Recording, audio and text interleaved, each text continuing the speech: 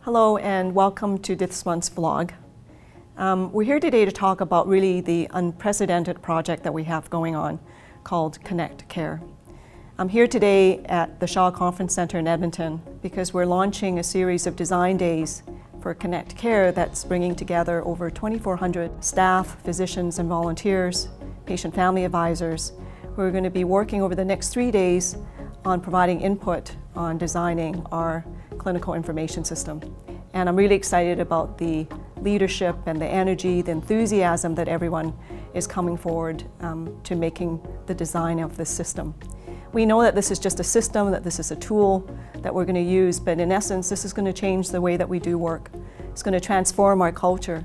It's going to be providing safer and better quality care for patients. So we're going to start the vlog with doing a bit of an interview with our 3 leaders who actually are running the Connect Care initiative. With me I have our senior leadership team who's been running Connect Care, and I have to just commend the 3 of them because I think without their commitment and dedication and really their focus on Connect Care we would not be where we are today. So I'd like to introduce Dr. Rob Hayward, who's our Chief Medical Information Officer, Barb Cathal, who is our Senior Program Officer for AHS CIS, and Penny Ray, who's our Chief Information Officer. So I'm going to start off with Rob, and I'm just going to ask Rob, what excites you about Connect Care? Well, at a personal level, I've been waiting for this my entire career. But I think also from an organizational point of view, we've been waiting for this for decades. And so there's a great excitement that represents a great anticipation. But I think we also have to recognize that whatever energy there is expressed through excitement that we see today, there are also those who aren't here today, and they may be feeling some other kinds of energy, including anxiety. On the one hand, I want the more technically able younger generation to appreciate this isn't about the technology. As you've said, this is about the people, this is about processes, and they need to be guided by their more experienced colleagues about how we use the technology to support compassion and care. But on the other hand, I need my colleagues to focus on their day-to-day frustrations, their informational burden, and to then look to the younger generation to help them use the tools to overcome what's getting in the way of compassionate care here and now. That gives me hope and excitement. Great, thanks for that, Rob.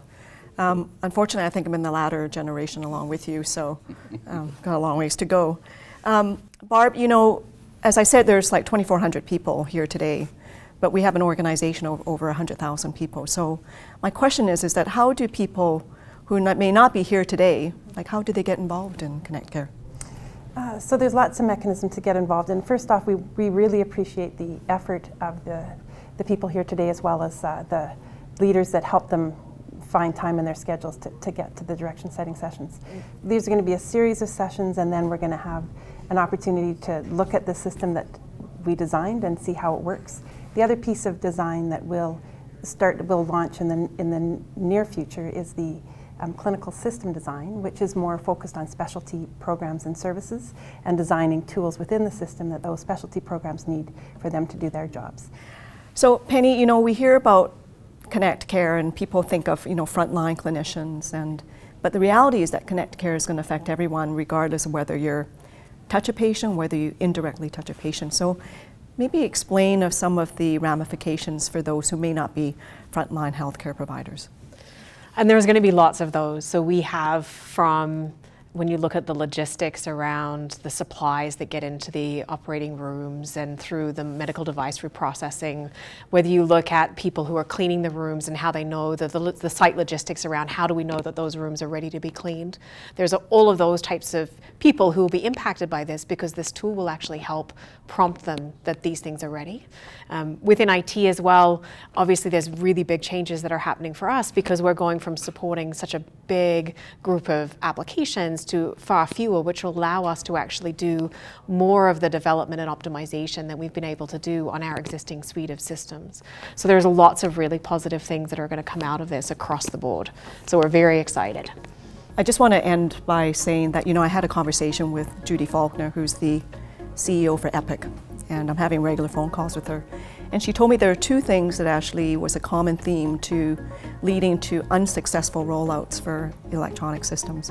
One was a lack of physician builders or physician specificity around the rollout. And the second, she said, was that people not being tested before the live rollout. And so I was really pleased to hear that both of those are being built into how we're doing the work. And she said to me that, you know, Alberta is really important from the EPIC perspective, and they are surprised at how nimble we are as an organization. I just want to again acknowledge all of you and your efforts. I know it's not been an easy journey. There's been lots of hiccups along the way, and there'll be lots of hiccups further along the way, but you know, we're here today, and let's just go forward. And thank you so much for your extremely positive leadership and dedication, and let's go connect care. Thank you. Yes. Thank you. Thanks, Brad.